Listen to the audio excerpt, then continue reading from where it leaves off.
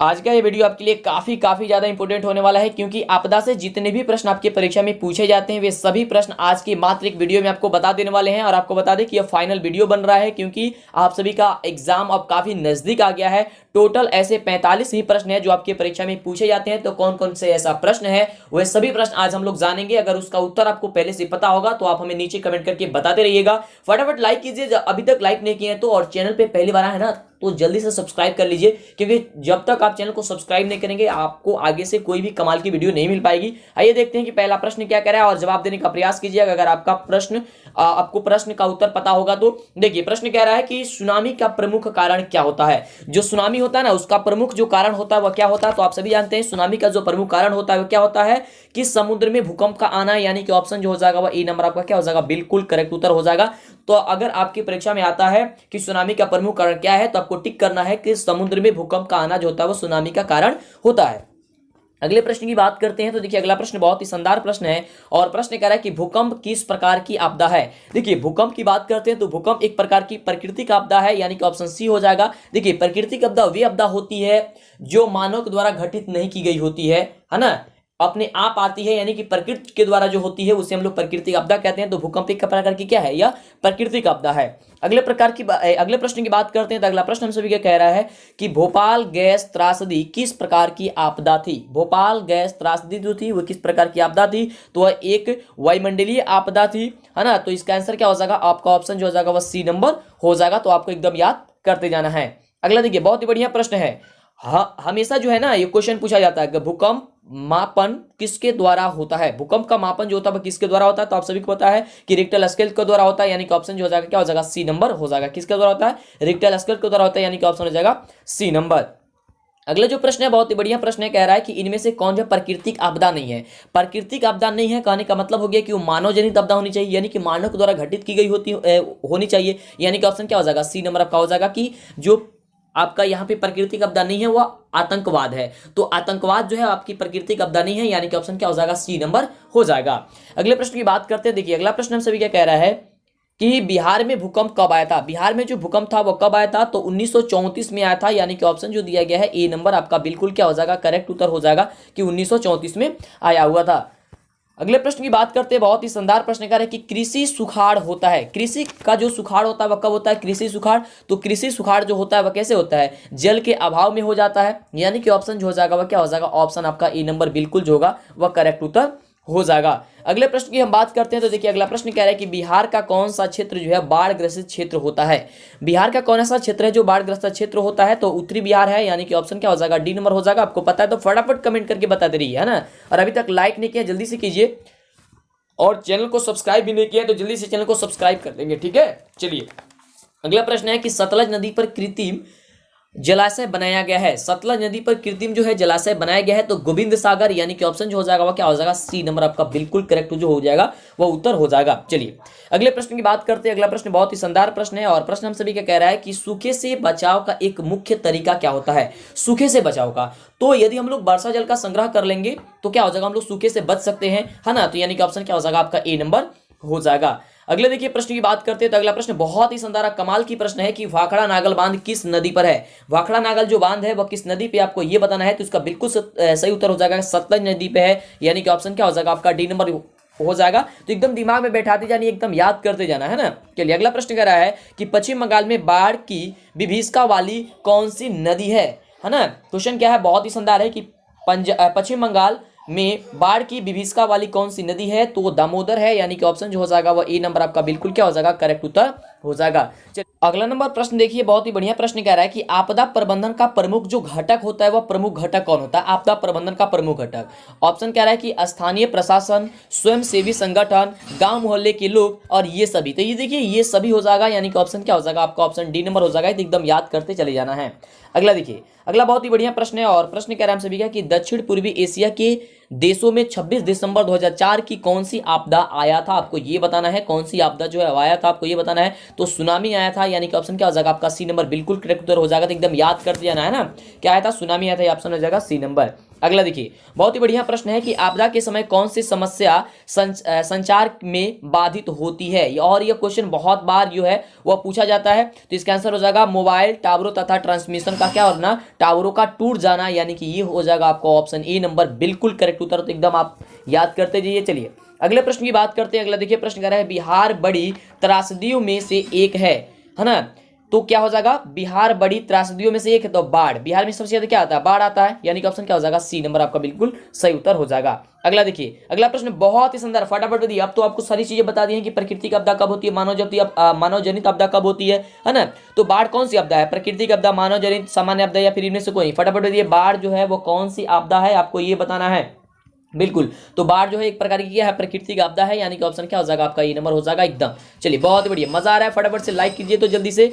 बिल्कुल, अगला देखिए प्रश्न कह रहा है कि निम्नलिखित में से किस नदी को बिहार का शोक कहा जाता है। वो कौन सी नदी है जिसे बिहार का शोक कहा जाता है, और सभी जानते हैं कि कोसी नदी को कहा जाता है, यानी कि ऑप्शन क्या हो जाएगा, सी नंबर हो जाएगा।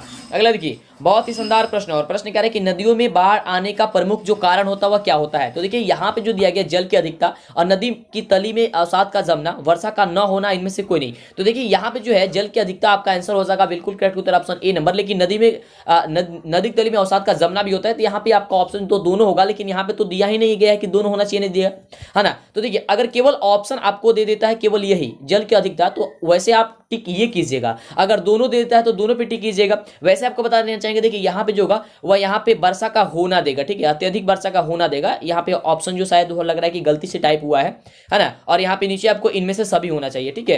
ये थोड़ी सी ऑप्शन थोड़ा सा गड़बड़ हुआ है। वैसे नदियों में बाढ़ आने के कारण जो होता है वो जल की अधिकता ही हो जाती है, तो वैसे बात करते हैं तो आपका ए नंबर ही होना चाहिए इसका आंसर, ठीक है, अगर नहीं दिया है तो। लेकिन ये भी कारण आपका होता है नदी के तली में अवसाद का जम जाना भी, ठीक है। अगला देखिए क्वेश्चन क्या कर रहा है कि भूकंप केंद्र के ऊर्ध्वाधर पृथ्वी पर स्थित केंद्र को क्या कहा जाता है। बहुत ही बढ़िया प्रश्न है, और फटाफट जवाब दीजिए कि भूकंप केंद्र के ऊर्ध्वाधर पृथ्वी पर स्थित केंद्र को क्या कहा जाता है। तो क्या कहा जाता है, वो अधिकेंद्र कहा जाता है। क्या कहा जाता है, अधिकेंद्र कहा जाता है, यानी कि ऑप्शन क्या हो जाएगा आपका बी नंबर बिल्कुल करेक्ट उत्तर हो जाएगा।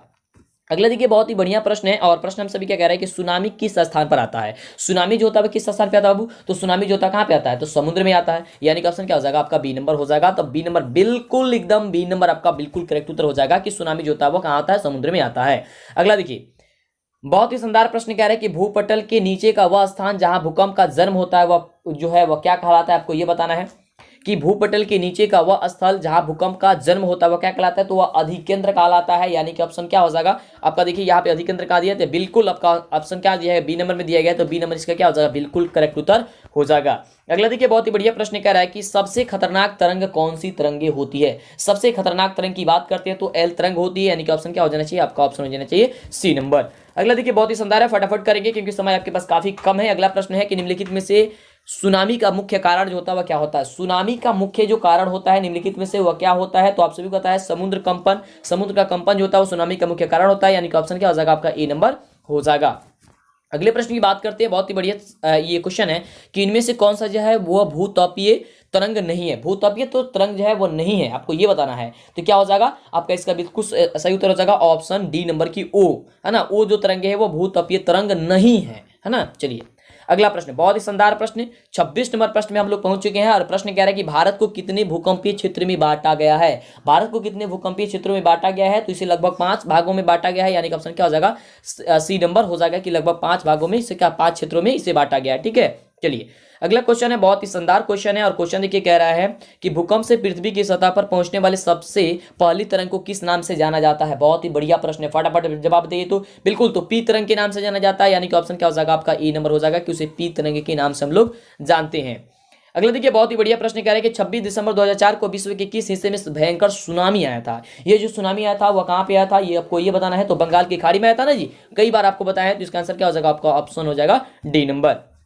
अगला देखिए बहुत ही बढ़िया प्रश्न, और प्रश्न कह रहा है कि महासागर के तली पर होने वाला जो कंपन होता है किस नाम से जाना जाता है। महासागर के तली पे तो सुनामी के नाम से जाना जाता है महासागर में, तो क्या हो जाएगा ऑप्शन आपका हो जाएगा सी नंबर के, सुनामी के नाम से जाना जाता है। चलिए अब बात करते हैं 30 नंबर प्रश्न की। तो देखिए 30 नंबर प्रश्न कह रहा है कि बस्ती या मकान में आग लगने की स्थिति में क्या होना चाहिए। बिल्कुल, तो अग्निशामक यंत्र को बुलाना चाहिए ना जी, क्या करना चाहिए, अग्निशामक यंत्र को बुलाना चाहिए, यानी कि ऑप्शन हो जाएगा ए नंबर। अगला देखिए बहुत ही बढ़िया प्रश्न, और प्रश्न कह रहा है कि बाढ़ के समय निम्नलिखित में से किस स्थान पर जाना चाहिए बाढ़ के समय में? तो बाढ़ के समय में कहां जाना चाहिए? ऊंचे स्थान पर जाना चाहिए, यानी कि ऊंची भूमि वाला स्थान पर जाना चाहिए, यानी कि ऑप्शन क्या हो जाएगा? ए नंबर हो जाएगा। अगला देखिए, अगला प्रश्न क्या है कि वर्तमान में सबसे अधिक उपयोग देने वाला जो साधन है वो कौन सा है? वर्तमान में जो सबसे ज्यादा उपयोग किया जा रहा है कौन सा साधन है? तो मोबाइल है ना? कौन सा है? वो मोबाइल है, सबसे ज्यादा उपयोग, ये काफी आसान हो गया है मोबाइल, यानी कि ऑप्शन हो जाएगा सी नंबर।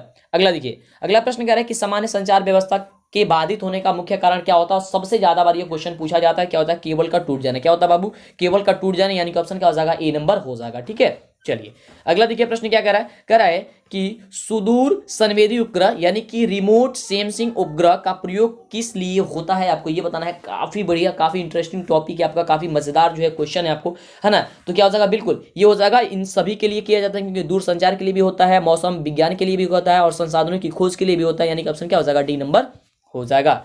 अगला देखिए, अगला जो प्रश्न है कह रहा है कि संचार का सबसे लोकप्रिय साधन जो है वो कौन सी है? संचार का सबसे लोकप्रिय साधन कौन सी है? तो यहाँ पे आपका हो जाएगा क्या जी? सार्वजनिक टेलीफोन होगा। क्या होगा? सार्वजनिक टेलीफोन होगा, यानी कि ऑप्शन हो जाएगा ए नंबर।